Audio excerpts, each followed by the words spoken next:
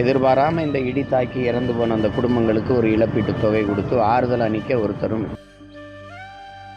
இது நடந்த உடனே அங்கே இருக்கிற தம்பியில் இரவு எடுத்து எனக்கு செய்தி போட்டாங்க. உடனே வருத்த செய்தியை நான் பதிவு செய்தேன். என்னென்னா இதில் இது உண்மையிலே பெரும் துயரமான விபத்து. உங்களுக்கு தெரியுது, வயலில் வேலை செஞ்சுக்கிட்டு இருக்கும்போது இடி மின்னல் தாக்கி 5 பேர் உயிரிழந்துட்டாங்க. அப்படிங்கும்போது அந்த குடும்பத்தில் ஒரு பெரிய இழப்பாயிருச்சு. நீங்களே பார்க்குறீங்க. இதுக்கெல்லாம் அரசு இதில் கவனத்தில் எடுக்குதான்னு பாருங்கள்.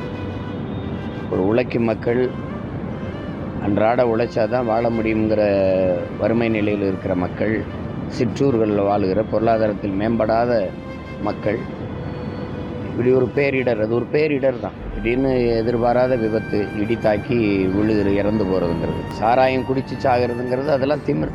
ஒரு புகழ்பெற்ற நடிகரை பார்க்க போகிறது ஒரு சுதந்திர தினத்தில் பங்கேற்றாங்க, நெரிசலில் சிக்கினாங்கன்னு இல்லை. அதெல்லாம் பார்க்க போய் இறந்ததுக்கெல்லாம் அரசு 10 லட்சம் கொடுக்குது. அப்புறம் தம்பி விஜய் 20 லட்சங்கிறாரு, காங்கிரஸ் கொடுக்குது, அப்புறம் பிஜேபி கொடுக்குது. இவ்வளோ ஊக்கத்தொகை கொடுக்குறாங்க. ஆனால் இப்படி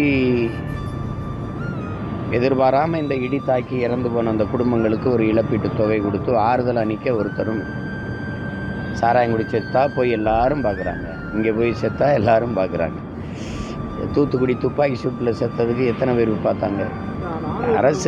அரசுக்கு இதன் மூலமாக என்னென்னா, அதை கவனத்தில் எடுத்து பாதிக்கப்பட்ட அந்த குடும்பங்களுக்கு அதிலிருந்து மீண்டு வருவதற்கான அளவுக்கு ஒரு ஊக்கத்தொகையை கொடுத்து அவங்கள பாதுகாக்கணும்.